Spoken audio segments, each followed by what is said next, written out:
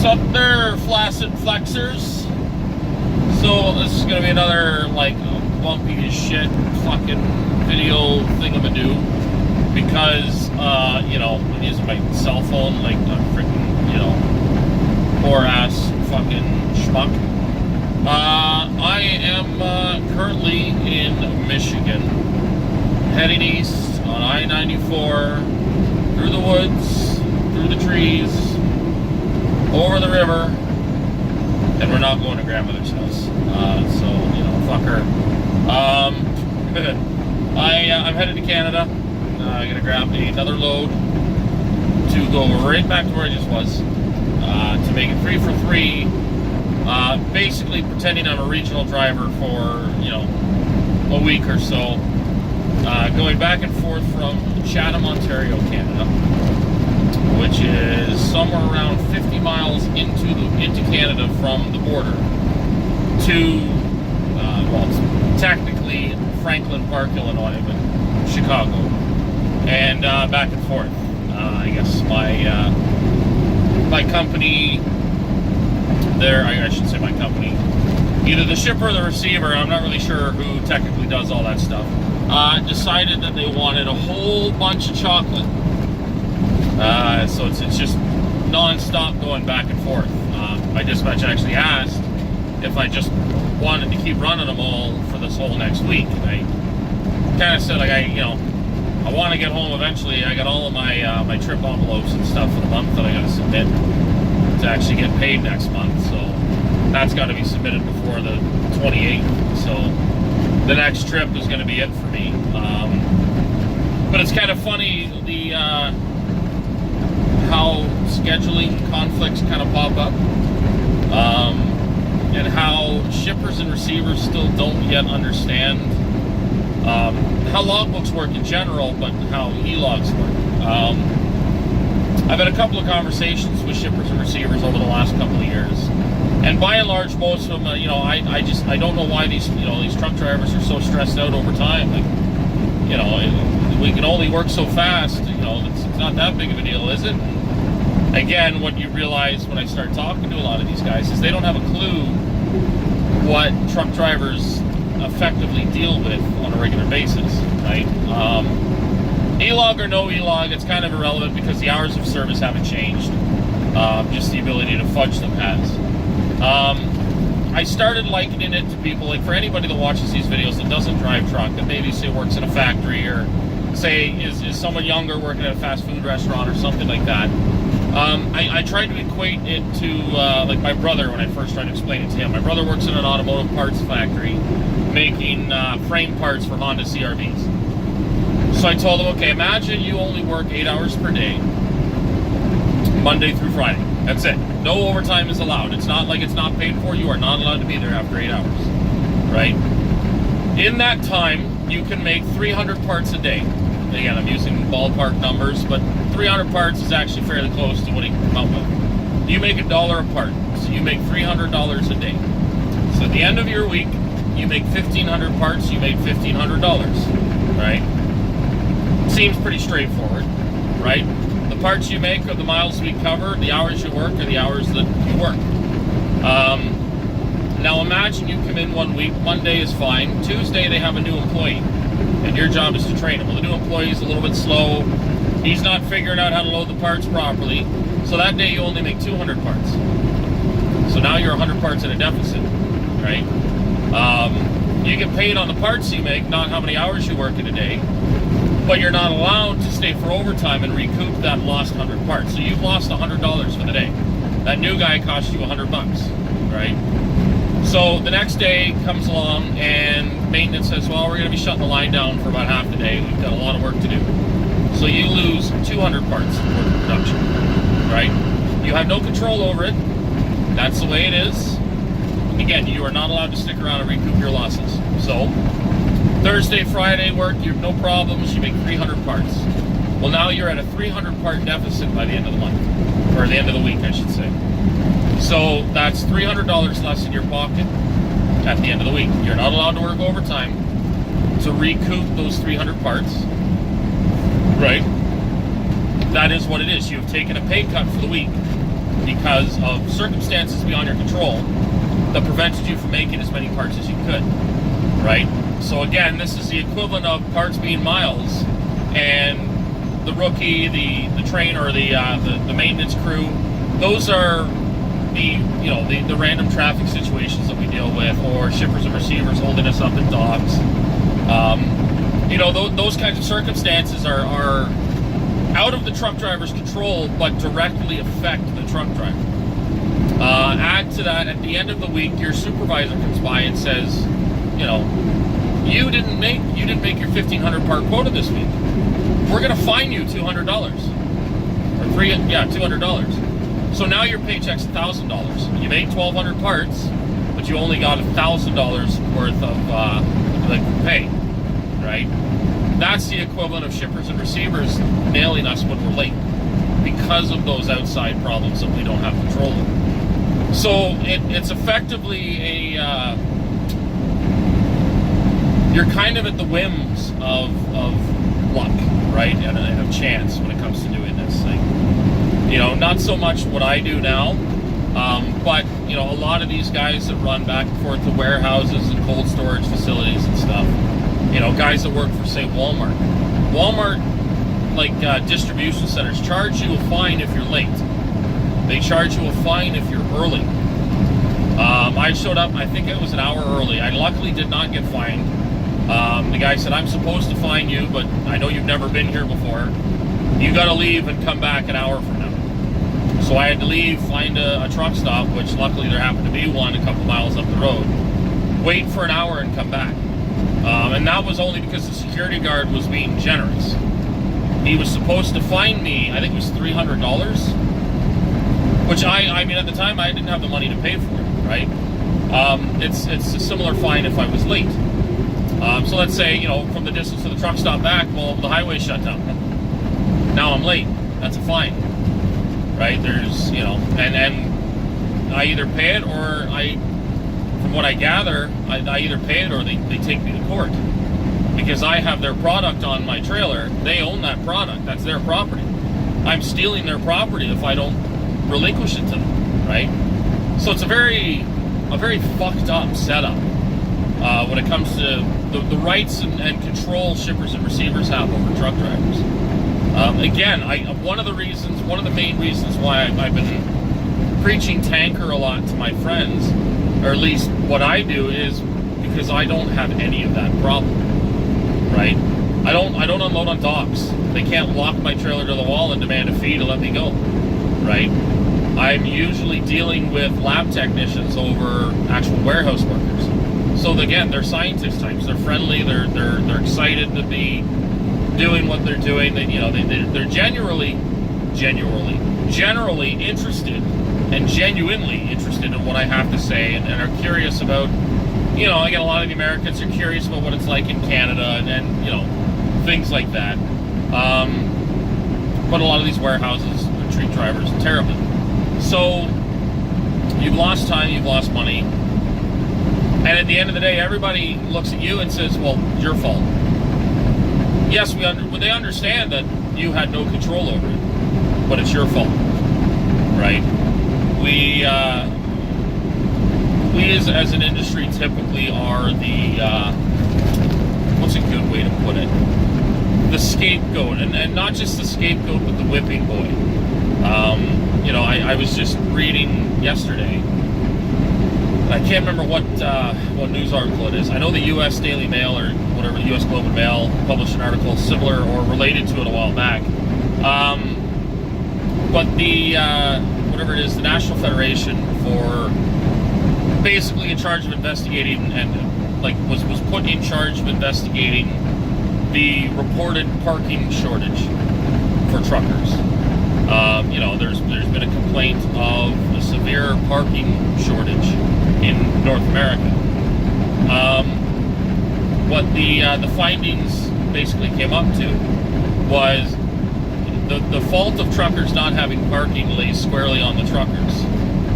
And I was like that is a very, it seems like a cop-out answer. And then the article went on to explain that the think tank that was put in charge of this research project was funded by the American Trucking Association and the Federation of Truck Stop Owners and shareholders of North America. So the truck stops had asked or had paid for the think tank to research why there's not enough parking for trucks. And naturally, the think tank came back with truck drivers need to pay for parking spots. Right? They came back with an answer that directly benefits the truck stops. I'm not surprised, but I am very disappointed. So what that means is that a group of people went out and looked at all of the, from what I gathered, they had gone through, Iowa was a big one, because Iowa's announced that they're closing several of their rest areas. They had looked at all of the local truck stops and seen that while they were paid reserved parking spots, there were plenty of available empty parking spots at truck stops, yet rest areas and say like local Walmarts and stuff were filled with trucks. So the problem is that again, people that don't deal with all of the stuff that we deal with looked at it and said, well, all I got to do is pay some money to park for the night. That's not a big deal, right? They make all kinds of money. It's not like they're spending anything. They can pay 10 or 20 bucks to park for a night.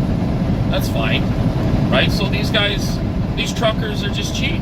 They're just cheap. They just don't want to pay for parking. So yeah, we of course we can close the rest areas. The truck stops will get the extra business, and they'll be able to handle the extra business. No problem. And then the most recent study had shown that if truckers were to just pay for parking, truck stops would invest money in their parking infrastructure. And the problem with this entire argument is 20 years ago, if you got 100 gallons of fuel, your parking never cost anything. You got a free coffee, a free shower, and half the time a free steak dinner, right? Truck stops had already done the math to show that they could generate a profit just in fuel costs alone, right? And everybody, including the truck stop employees, was making a living wage by literally just the fuel from truck drivers. The problem is corporate greed.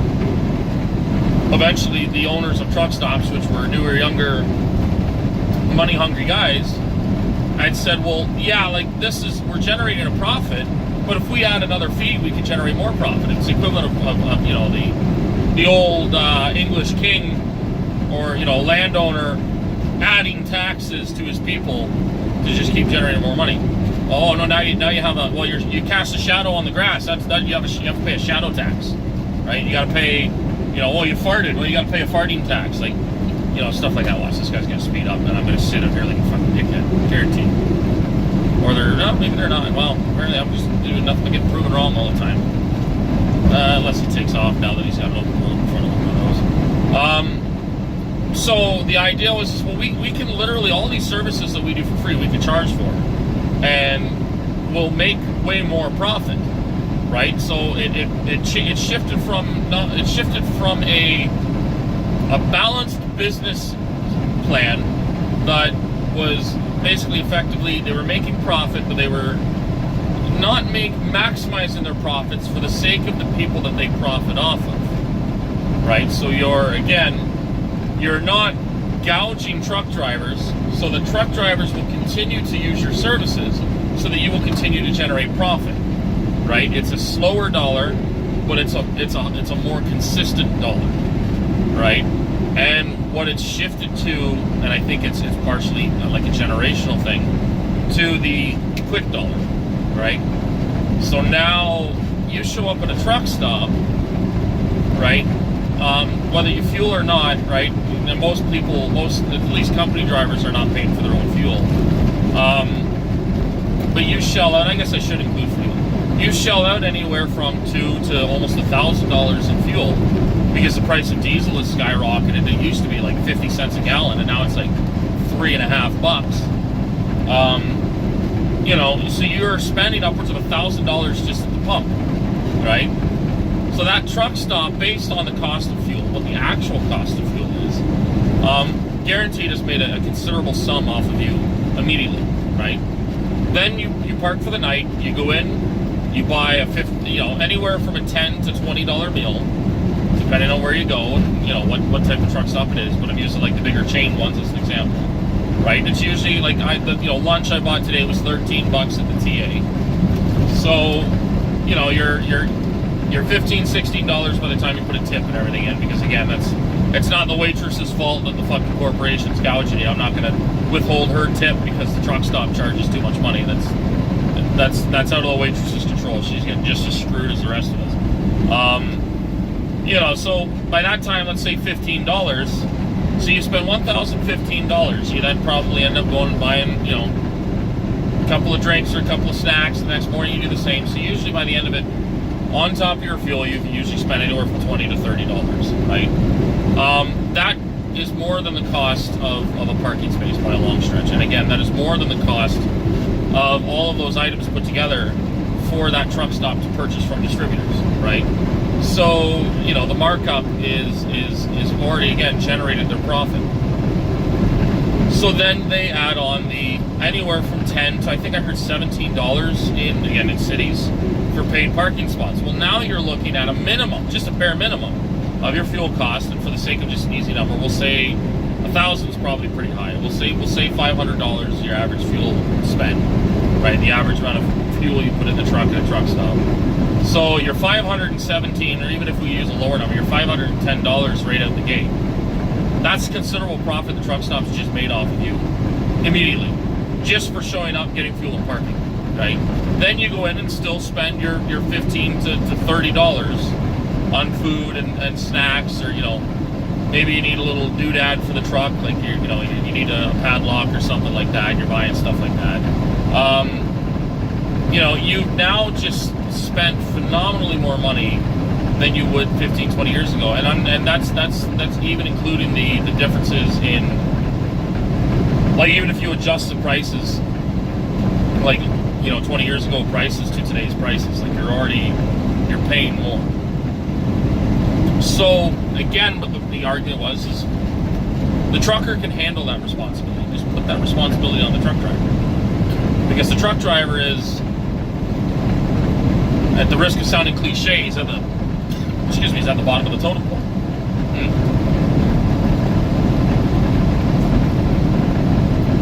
There's typically nobody else the truck driver can turn and look at and say, well, okay, you need to cover this, because where do you park, right?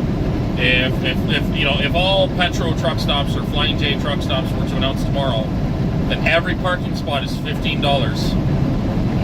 yes, I think most guys would try to avoid going to Flying J's or Pilots, right?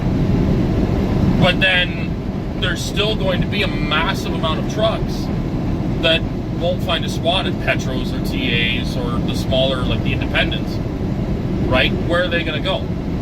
They're going to fill up rest areas. They're going to fill up parking lots. They're going to park on on-ramps. They're going to park on the sides of the road.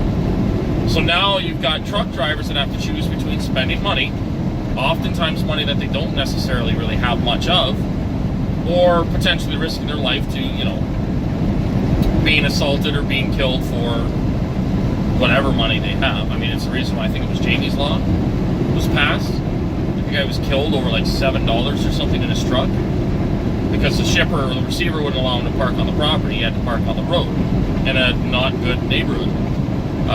You know, that or you run into risk of tickets. A buddy of mine is in California, and same thing. He pulled in, he was out of hours, he pulled into, there's, you know, typical kind of setup off the interstate. There's 2 or 3 truck stops all kind of together, and all of them were full. So he was out of hours. He said, well, I guess I'm gonna have to park on the road. So he found a quiet, you know, side street, parked on the side street, and I don't know what he said. It was 2 or 3 hours later, he finally gets a pound on his door, and it's a cop. The cop says, you can't park here. He said, like, there are no parking spots over the truck stops. And the problem, again, is somebody who is ignorant and willfully ignorant of the situation, and someone who's, it's like, I don't know. It's always like my most frustrating thing when something goes wrong and the other person looks at you and says, well, that's your problem, right? Like, you know, you can't, you know, they want you to move this fucking mountain, and like, I can't move the mountain. Well, that's your problem. Get it fucking done, right? An impossible task And rather than them say, okay, let's figure out why you say this, so that they can ascertain for themselves that whatever it is cannot be done, that's not my problem, that's your problem. That's what the cop did. He said the parking lots are full. She said, I can still see trucks driving into and out of the truck stops. And he said, that's because they're getting fuel. She said, I don't think that's the case. That's not my problem. Here's a parking ticket. Go find somewhere else to park.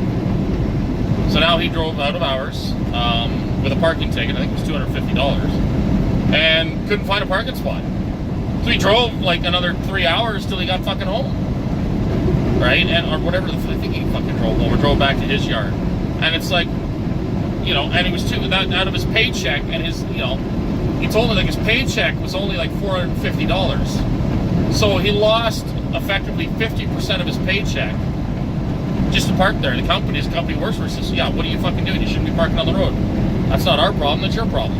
Again, it's the truck driver's problem. It's the same with, you know, the requirements and restrictions we follow. It's placed on the truck driver. It is always placed on the truck driver. We can't have the general motoring public, you know, take up more responsibility. No, we couldn't do that to them. Add more stuff to the trucks. Right? Add more stuff to the truck driver. It's the same where now a lot of groups are petitioning for all trucks to be made mandatory to have automatic braking, right? Like computer assisted braking or whatever it is. Which again, the problem is that most older trucks cannot be retrofitted with that technology. And on top of that, that technology is fallible, right? So again, the idea would be that all trucks, anybody in a truck who can't support that technology, you're not allowed to drive that truck anymore. Get it off the road. And the people that are lobbying for this, when confronted with that outcome, well, that's a necessary sacrifice. So the issue is that the driver losing his career, his, you know, at the very least his truck, at that point his career, because he's no longer going to be able to be an owner-operator. Again, most of these guys have trucks, and at that point, if it was outlawed, you couldn't sell the truck. The truck's not worth any money. The finance company's going to make you pay for it if it still has payments on it, but you can't sell it anywhere. It was the same with deaf. I can't sell a deaf truck or a non-deaf truck in Canada. At least not to a dealership. I can maybe sell it privately, but again, that's getting harder because most guys don't want the headaches that come with being harassed by the, you know, by the law for not having deaf on their trucks, right? My dad's last truck was a 13 W9, and he had all of the emissions removed from it. The truck ran like a son of a bitch. It's a great truck, but he could not sell it to a dealership. And he ended up selling it privately for, I think it was close to $40,000 or $50,000 less than what he initially had the truck appraised for. You know, and he sold it to an older guy who was like lives out, I think it was Newfoundland or something like that. I don't know, he's local. That was where my brother's motorcycle was, Newfoundland. And you know, but it was an older guy that just, he wanted one last W9 before he passed away, so he bought the thing. But it's the same thing. If he ever gets caught with that truck, he's looking at least $10,000 to get it reconnected before they'll let him drive with it again, right? So the government's making it too much of a hassle, right? I mean, on disconnected trucks, if your truck's old enough that you don't have DEF on it, you're fine, at least for now. You know, again, it's if the government were to pass a law like California did a while ago, if the truck can't have this technology, you're not allowed to have that truck. Then, like I said, that means anybody who have those trucks, A, have to get rid of them, or at least not drive them. B, they can't trade them to anybody, because nobody else is allowed to have them either. So they're out of, again, if the truck's paid for, they got to come up with the money for a new truck on their own. If the truck's not paid for, they're still going to have to make those truck payments, because the government's not going to tell all of the companies that financed people these trucks that are no longer legal, well, you have to void the contract, because you know we're going to make it illegal. He can't use the truck anymore. Well, of course not, because that's a big corporation. You don't want to hurt the big corporation, so those little guys will have to pay. And it's the same concept as, you know, when you look at like mass shootings and stuff and reduce the number of people killed to statistics, right?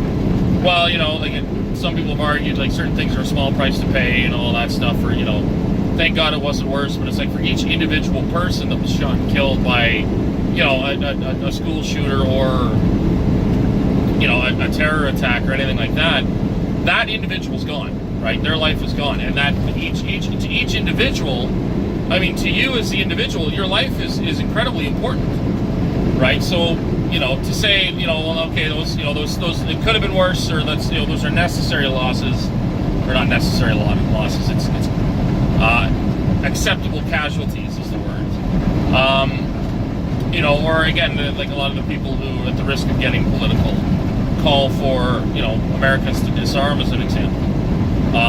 You're not going to get the criminals to disarm. Well, you know, that's, you know, yeah, yes, sure, maybe more people will suffer or die to criminals, but, you know, it's a price we can pay for, you know, potentially safer America. The problem is that for each individual that gets killed due to gun crime because they were no longer allowed to carry a firearm, but the criminal didn't, of course, listen to that rule, that's it.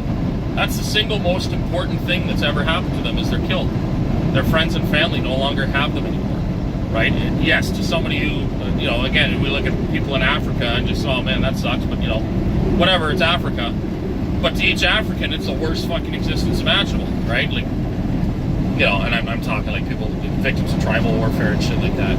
So again, it's very easy to forget that for every single other person on this earth is basically perceiving the world exactly as you do, from the same perspective you have, right? And it's hard to imagine. I think a lot of people, I call it like the video game theory, right? I think a lot of people, it's very easy to, because the brain has a difficult time comprehending it, you know, that every other person perceives everything about the world and everything about themselves in their mind, you know, obviously with variations due to like mental illness and physical ailments and stuff, but the same way you do. Everyone's sense of sentience is effectively the same, right? But I think a lot of people start to treat the world like a video game, in that they are the only real person there, and everyone else is an artificial, you know, an artificial intelligence, right? They're a fictional or created entity that doesn't really exist underneath the surface, right? Which is why, again, you get people that don't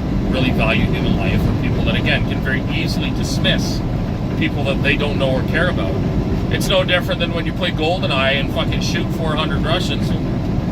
Again, it's a video game, right? And the same thing with movies. Like, you know, again, a lot of action movies, bad guys die left and right, and again, it's with very little fanfare. Yet the one hero gets shot, and it's fucking sad music. Everybody's crying. It's like, hold me, Pop, hold me. It's getting dark. It's getting dark, Pop. Right? And it's this big fucking sad deal. Yet every single one of them fucking bad guys is going through the same fucking thing when they get shot. Right? If this is real life, like every single one of them is dealing with those same horrible, traumatic final moments. And again, it's very easy for people to use cognitive dissonance to forget that that is the case.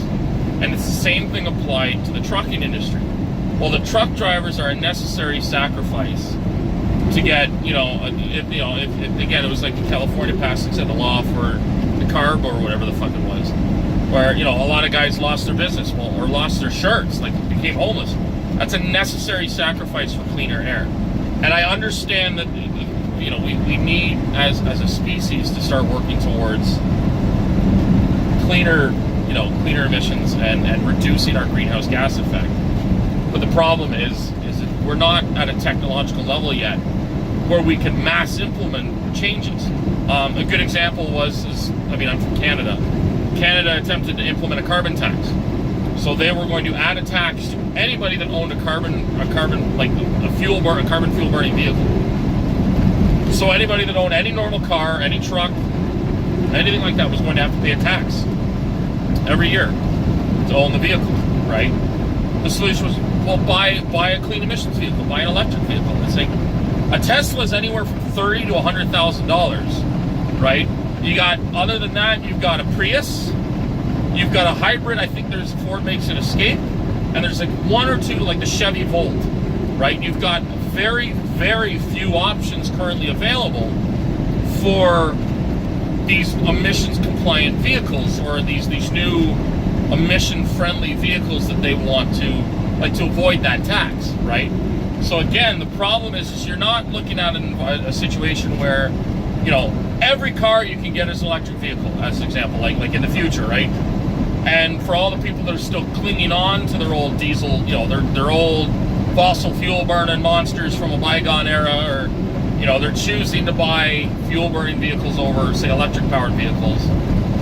Yeah, I can see when the vast majority of vehicles out there are available or are just standardized as electric or alternative fuel powered, to say, okay, if you're still using fossil fuels, you know, we're going to get a tax. But when the market is so heavily still dependent on fossil fuels, it was seen as an immediate cash grab, because it's like, fuck, all, and, you know, 90% of Canada's using carbon fuel based vehicles. Fuck, let's throw a tax on it. Fuck, because nobody's going to be able to do anything. Well, why did you pass me and then slow down? You are a fucking numpty nut. So we're going to pull a fucking maneuver here. Yeah, he's going to fucking speed up. Yeah, see, this is... Oh, what an idiot. I hate when that happens. Like, literally comes around me, gets in my lane, and immediately slows down. Okay. Get serious. You know, it was just because, again, 90% of, like, you know, 90% of that 90% is not going to just tomorrow, if I'm going to buy a Prius, because nobody can afford to switch vehicles like that quick. So they're being taxed because they can't do anything about it. And it's the same thing with the parking, right? As a truck driver, I cannot just park this vehicle anywhere, right? I can't pull into a Walmart half the time. I can't, you know, I don't know, I can't park in an underground car parking lot. I can't, you know, I have limited parking options, and it's, you fucking catch up to them again. And if the, you know, if the parking lot is full, it's not like I can wiggle my way in on the shoulder or something like that. Like, I mean, it's very difficult to make parking spots in non-truck, you know, parking areas. So again, what you come across is we have no choice but to pay the parking cost, right? If it's $10, well, fuck, I might have no choice but to pay that $10. And this guy, I'm gonna, even if I gotta freaking stupidly exceed the speed limit, I'm gonna get around this guy, because this is getting ridiculous. And he comes around me and then slows down. I don't know whether he's decided he's gonna fuck with somebody today, or what the deal is. But now he's speeding up again. To come around me like that and then slow down is pretty ridiculous. Okay, he's gonna speed up again. It's difficult sometimes to judge whether or not, it's hard to perceive why a guy would just decide, I'm gonna fuck with this guy, right? I think a lot of times it's guys, they're behind the truck, they don't want to be stuck behind the truck, so they go faster to pass the truck, but then once they're out in front, they kind of, you know, now you're listening to your tunes, you're drifting off in La La Land, you're not using the cruise control because it's raining, so you just kind of let your foot off the pedal and you slow down, and then when you see in your rear view mirror, when suddenly there's headlights in your mirror and you look back, oh shit, that truck's coming around, fuck, I slowed down, I gotta speed up again. All of a sudden you're speeding up while the truck's halfway around you. The truck just sat in the left lane for a while, doing effectively nothing. But had he stayed behind you, you wouldn't have sped up, right? It's one of my biggest pet peeves driving down the road is guys like this. That, again, they pass you and then they slow down, and then once you go to pass them, the problem is now there's too much traffic on the left.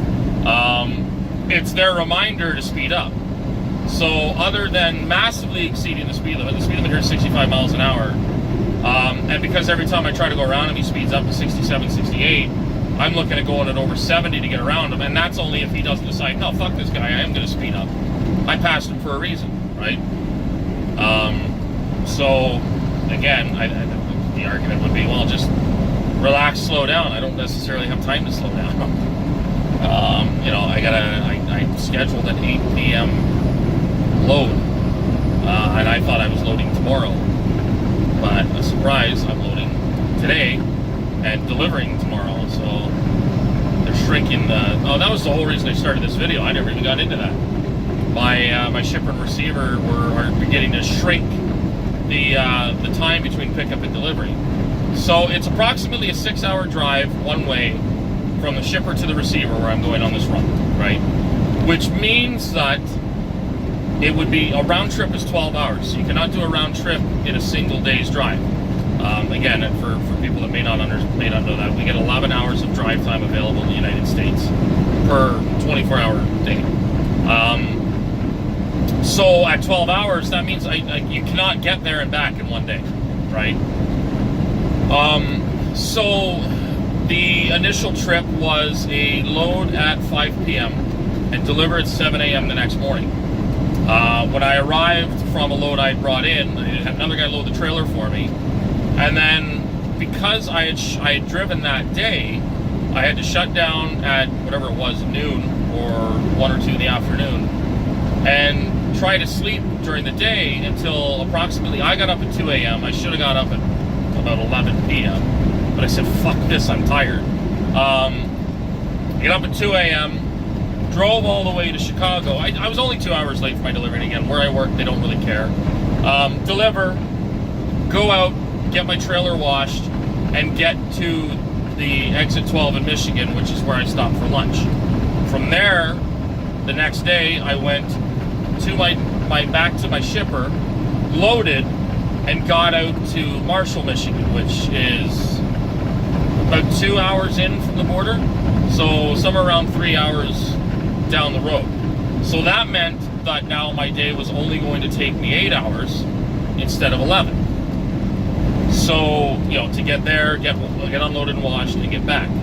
So that meant that I could get to my shipper or my receiver and back in one day. But now they've changed the scheduling. I guess they wanted me to load at 3 p.m. today. And a 7 a.m. delivery, which it's an hour and a half to 2 hours to deliver, no ifs, ands, or buts. That's how fast the pumps work. There's no way to make that go faster without damaging things. And then go get the trailer washed, which again is not up to me. That's up to the wash guy, how long it takes him to wash the trailer. Then, I'm going to start moving left here. Get a left exit coming up. Then, then get back for free. It wasn't physically going to work. And then on top of that, I'm supposed to deliver this next load at 7 a.m. tomorrow morning. I said, this won't work. Well, why not?